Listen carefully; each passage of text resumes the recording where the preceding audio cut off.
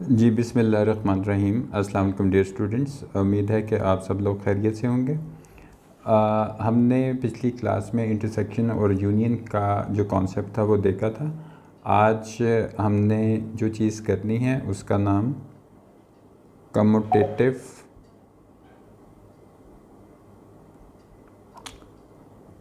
Laws, ठीक है। तो ये आपकी स्क्रीन के ऊपर जो चीज़ हमने लिखी है, ये आपका जो टॉपिक है वो 1.2 जो ऑपरेशन ऑन सेट्स, तो उसके अंदर जो चीज़ हम आज पढ़ रहे हैं उसका नाम कम्यूटेटिव लॉज है। तो पहले हम ये देख लेते हैं थोड़ा सा कि जो कम्यूटेटिव लॉज हैं ये क्या कौन से होते हैं, ठीक है, और इनको कम्यूटेटिव क्यों कहा जाता है। जब आप एक दफ़ा ये समझ लेंगे तो ये आपके लिए फिर अगले जितनी भी क्लासेस होंगी उनमें आपको ये समझने में बड़ी आसानी रहेगी, बल्कि आपको इंशाल्लाह ये भूलेगा भी नहीं, क्योंकि हमारी ये कोशिश है कि आप जो चीज़ हमारे चैनल पे सीखें वो आपको ऐसे याद हो जाए कि फिर दोबारा उसमें आपको कोई प्रॉब्लम ना हो। तो आज हम जो कम्यूटेटिव लॉ है, पहले हम अपने इस वर्ड को जो हमने अभी आपके सामने लिखा है, हम इस वर्ड को देख लेते हैं कि इस वर्ड का मीनिंग क्या है। तो ये वर्ड अगर मैं इसमें उर्दू में लिखना चाहूँ तो ये एक वर्ड है, ठीक है। ये वर्ड पढ़ने में मुस्तब्दिल पढ़ा जाता है। अच्छा, अब ये थोड़ा सा हो सकता है कि शायद आपने फ़र्स्ट टाइम जो है वो ये पढ़ा हो मुस्तब्दिल, लेकिन ये बहुत इजी वर्ड है और आपको अभी समझ आ जाएगा कि इसको मुस्तब्दिल क्यों कहते हैं और ये कम्यूटेटिव लॉ, ठीक है, मुस्तब्दिल ये क्या चीज़ है। तो ये बहुत इजी है। ये वर्ड जो है ना, ये वर्ड निकला है तब्दील करना। मैं लिख देता हूँ यहाँ पे, तब्दील करना, ठीक है, किसी चीज़ को बदल देना। तो यहाँ पे डियर स्टूडेंट्स आपने ये देखा कि मुस्तब्दिल जो है ये वर्ड है तब्दील कर देना, यानी आप जब किसी चीज़ को बदल देते हैं तो हम उसको कम्यूटेटिव कहते हैं, ठीक है। तो इंग्लिश में जो है वो हमने इसको कम्यूटेटिव कह दिया, और अगर इसका वर्ड हम उर्दू में देखें तो वो मुस्तब्दिल होता है, यानी तब्दील कर देना, किसी चीज़ को बदल देना। तो उम्मीद है कि आपको ये समझ आ गया होगा और थोड़ा इंटरेस्टिंग भी लगा होगा। तो ये हमारा जो कम्यूटेटिव लॉ है ये क्या कहता है हमसे, तो ये समझ लेते हैं कि हमारा कम्यूटेटिव लॉ हमें क्या चीज़ बताता है। तो हमारे पास दो चीज़ें होंगी। पहले हम आपको बताते हैं कि हम अपना कम्यूटेटिव लॉ को देखेंगे यूनियन के हवाले से और फिर इंटरसेक्शन के हवाले से, ठीक है। तो अभी आगे चलते हैं और इसको मज़ीद देखते हैं कि इसमें मज़ीद क्या है। हमारा जो कम्यूटेटिव लॉ ऑफ यूनियन है, यहाँ पे हम लिख भी देते हैं कम्यूटेटिव लॉ ऑफ यूनियन। तो हमारा जो कम्यूटेटिव लॉ ऑफ यूनियन है ये कहता है कि अगर हमारे पास दो सेट हैं ए यूनियन बी, और ये हमने बी यूनियन ए, तो ये देखिए मैंने आपके सामने स्क्रीन पे जो चीज़ मेंशन की है कि अगर ए और बी दो सेट हों और अगर हम ए यूनियन बी करें और या हम बी यूनियन ए करें, इन दोनों सूरतों में हमारे पास रिज़ल्ट जो है वो सेम आएगा। अगर हम बी यूनियन ए करें तो भी, और अगर ए यूनियन बी करें तो भी, तो इन दो सूरतों में हमारे पास एक ही रिज़ल्ट आएगा। तो अब हमने यहाँ किया क्या था, बहुत सादा सी बात है कि अभी आपको पता है कि कम्यूटेटिव का मतलब होता है बदल देना किसी चीज़ को। तो यहाँ पे ए जो था, पहले ए था, हमने पहले ए को बदल के यहाँ बी लिख दिया, और जहाँ ये बी था वहाँ पे हमने बदल के इसको ए लिख दिया। तो ये हमने तब्दील कर दिया, यानी ये मुस्तब्दिल कानून है, कम्यूटेटिव लॉ ऑफ यूनियन। तो इन दोनों से कोई फ़र्क नहीं पड़ता कि हम जब किसी की जगह तब्दील कर दें, हमारे पास रिज़ल्ट जो है वो सेम ही आता है। और बिल्कुल इसी तरह हमारा अगला जो है कम्यूटेटिव लॉ ऑफ इंटरसेक्शन। तो जिस तरह अभी हमने ऊपर देखा था कि अगर दो सेट्स हैं ए यूनियन बी, तो सॉरी, हमने यहाँ पे यूनियन नहीं लिखना था, हमने यहाँ पे इंटरसेक्शन लिखना था। तो अगर हम इसकी जगह तब्दील कर दें, यानी अब ए की जगह हम बी लिख दें और बी की जगह अगर हम ए लिख दें, और ये साइन ऑफ इंटरसेक्शन, ठीक है। यहाँ पे जैसे आपने ऊपर देखा था कि ये जो साइन है ये है साइन ऑफ यूनियन, इसी तरह ये वाला जो साइन है यहाँ पे लिख देते हैं कि ये साइन ऑफ इंटरसेक्शन है, ठीक है। तो हमें ये आज की क्लास में पता चला कि कम्यूटेटिव लॉ ऑफ यूनियन और कम्यूटेटिव लॉ ऑफ इंटरसेक्शन जो है वो क्या होता है। उम्मीद करता हूँ कि आपको अभी तक जो बातें हैं वो समझ आ रही होंगी। इसमें अगर आपको कोई ऐसी चीज़ महसूस हो जो आपको नहीं समझ आई या कंफ्यूज कर रही है, तो आप कमेंट बॉक्स में हमें क्वेश्चन अपना लिख के भेज सकते हैं।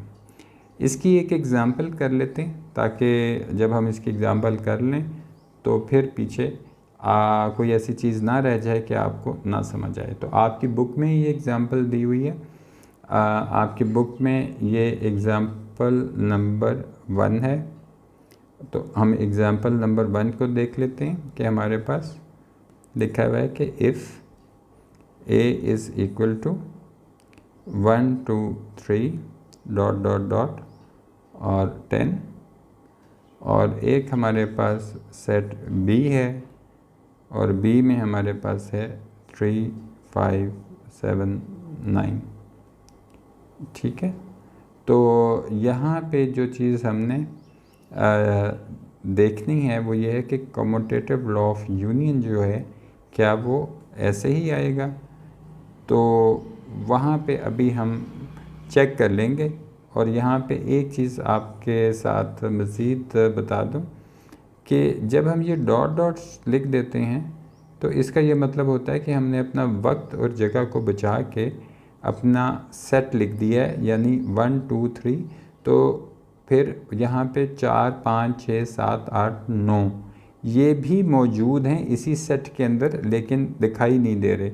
अगर हम इस सेट को, अपने इसी सेट को दूसरी तरह लिखना चाहें तो हम दूसरी तरह भी लिख सकते हैं कि यहाँ पे हम 4 5 6 7 8 9 10, तो हम इसको ऐसे भी लिख सकते हैं।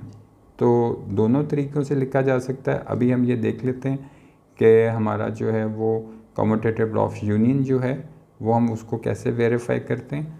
तो पहले हम अपने कम्यूटेटिव लॉ ऑफ यूनियन को वेरीफाई करते हैं, और इसमें ये देखते हैं कि अगर A यूनियन B हो तो क्या वो B यूनियन A के इक्वल होता है या नहीं। तो हम यहाँ पर A यूनियन B लिख लेते हैं, और सेट A में अपने एलिमेंट्स जो हैं वो देखते हैं। तो हमारे सेट के A के एलिमेंट्स थे 1 2 3 4 5 6 7 8 9 और 10।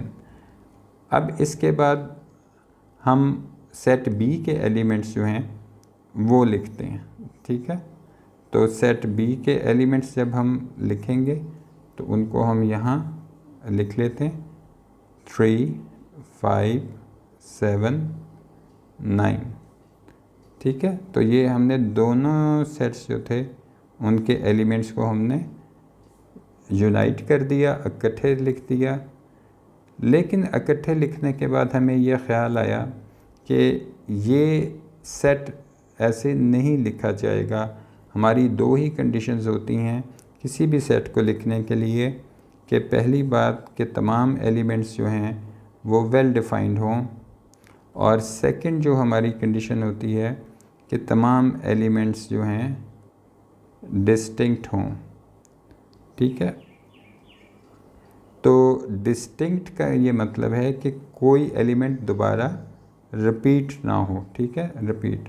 अब यहाँ पे अगर आप देखें तो आपको ये दिखाई दे रहा होगा कि एक 3 आपको ये नज़र आ रहा है, मैंने ग्रीन कलर से इसको सर्कल किया, और एक 3 आपको ये नज़र आ रहा है, ये देख रहे हैं आप।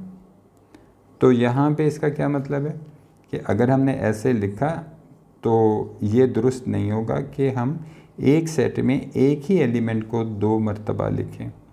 फिर हम अगला एलिमेंट अगर देखें कि 4, तो 4 तो एक ही है, लेकिन अगर हम 5 को देखें तो ये भी आपको यहाँ नज़र आ रहा है कि ये तो 5 भी दोबारा लिखा हुआ है। फिर 6 को चेक कर लें और फिर ये 7 को चेक कर लें तो ये 7 आपको नज़र आएगा कि यहाँ पे लिखा हुआ है। और अगर आप यहाँ पे 8 को देखें तो वो एक ही है। 9 को देखें, ये मैंने इसको ऑरेंज कलर के साथ सर्कल किया है, तो आप ये देखें कि यहाँ पे तो ये 9 मौजूद है। लिहाजा जब आपको अपने एलिमेंट्स रिपीट होते नज़र आ रहे तो इसका मतलब है कि ये अब डिस्टिंक्ट नहीं रहे। तो हमारे सेट में तो ये कंडीशन होती है कि जब भी हम सेट लिखें तमाम एलिमेंट्स वेल डिफाइंड हों और तमाम एलिमेंट्स डिस्टिंक्ट हों। इसका ये मतलब हुआ कि हमारे ये तो आइडेंटिफाई हो गया कि ये एलिमेंट्स जो थे वो तो रिपीट हो रहे थे, तो हम वो एलिमेंट्स नहीं लिख सकते। चूँकि हम वो एलिमेंट्स नहीं लिख सकते, लिहाजा हम ये एलिमेंट्स यहाँ से ख़त्म कर देंगे। ठीक है, और हमारा यहाँ पे यूनियन का सेट ख़त्म हो जाएगा। अब यहाँ पे आपको ये ध्यान रहेगा कि हमने जब ए यूनियन बी किया तो हमारे पास सेट जो था वो 1 2 3 4 5 6 7 8 9 10, यहाँ पे ए यूनियन बी मुकम्मल हो गया। आगे हम जो है वो बी यूनियन ए कर लेते हैं। तो बी के एलिमेंट्स लिख लेते हैं। तो बी के एलिमेंट्स जो थे हमारे पास थे 3 5 7 9। तो ये एलिमेंट्स जो थे ये हमारे बी के एलिमेंट्स थे। ठीक है, तो ये हमारा एक सेट हो गया। सॉरी, यहाँ पे अभी ये ब्रैकेट जो है वो नहीं लगाएंगे। ठीक है, तो ये हमारा यहाँ पे ये वाला सेट जो था वो मुकम्मल हो गया। अब इसके बाद ए सेट है, तो हम ए सेट जो है वो लिख लेंगे। तो अब आपको याद आ गया होगा कि अभी थोड़ी देर पहले ही हमने ऊपर देखा था कि हम जब अपना सेट ए के एलिमेंट्स लिखते हुए ध्यान रखेंगे कि कोई एलिमेंट रिपीट ना हो। तो सेट ए का जो पहला एलिमेंट है वो 1 है, सेकंड जो है वो 2 है, और यहाँ पे थर्ड एलिमेंट 3 है। लेकिन हमें याद आ गया कि ये वाला 3 तो हम नहीं लिख सकते, इसलिए ये वाला 3 यहाँ पे तो पहले से ही मौजूद है। तो चूँकि ये मौजूद है यहाँ पे तो ये नहीं लिखा जाएगा। अब हम आगे देखते हैं कि 4 भी लिख सकते हैं, लेकिन 5 तो पहले से ही मौजूद है। फिर हम 6 लिखते हैं, लेकिन 7 लिख ले तो फिर 7 तो आप देखें कि पहले से ये मौजूद है, तो 7 यहाँ पे नहीं लिखा जाएगा। फिर 8 लिखते हैं और 9 लिखने लगते हैं तो देखते हैं कि 9 भी पहले से मौजूद है, तो वो भी नहीं लिखा जाएगा। तो ये फिर 10 यहाँ पे लिख के हम अपना यूनियन ख़त्म कर देते हैं। अब अगर आप अपने एलिमेंट्स को देखें तो आपको ये दिखाई देगा कि यहाँ पे जितने एलिमेंट्स हैं, ठीक है, जैसे ये 1 ठीक है। उसी तरह ये 2, ये देखें ये 3, उसके बाद ये देखें ये 5, ये देखें 7, उसके बाद यहाँ से ये 9, फिर ये 4 को देखें। 4 का जो है हम कलर चेंज कर लेते हैं ताकि आपको थोड़ी सी आसानी लगे। तो ये जो 4 था, ये 4 ये पड़ा हुआ था, ठीक है। फिर ये आपका ये 6 पड़ा हुआ था, ये आपका 8 था, 9 हम पहले ही कर चुके हैं, और फिर ये आपका 10। तो इसका मतलब है कि जो एलिमेंट्स आपके ए यूनियन बी में हैं, एग्जैक्टली वही एलिमेंट्स जो हैं वो बी यूनियन ए में हैं। लिहाजा इसका ये मतलब है कि हमारा जो कॉम्यूटेटिव लॉ ऑफ यूनियन है वो प्रूव हो गया कि हमारी यहाँ पर ये जो हमारी लेफ़्ट हैंड साइड थी और ये हमारे राइट हैंड साइड के बराबर हो गई, ठीक है। तो इसका मतलब है कि हमने ये वेरीफाई कर दिया। हम यहाँ पे लिख सकते हैं नीचे कि देयरफॉर, ठीक है, कि A union B is equal to B union A. ले डियर स्टूडेंट्स, आज की क्लास जो है वो यहाँ पे हम ख़त्म करते हैं, ठीक है। आप भी थक गए होंगे और मैं भी थोड़ा थक गया हूँ, तो हम अगली वीडियो जो है उसमें इंटरसेक्शन देखेंगे। आप इस क्लास को एक दफ़ा रिवाइज़ कर लें, और अगर आपको वीडियो पसंद है आई तो फिर वीडियो को भी लाइक कर लें, अपने फ्रेंड्स के साथ भी शेयर कर लें। अपना बहुत सा ख्याल रखें, ठीक है। Thank you very much. अल्लाह हाफिज़।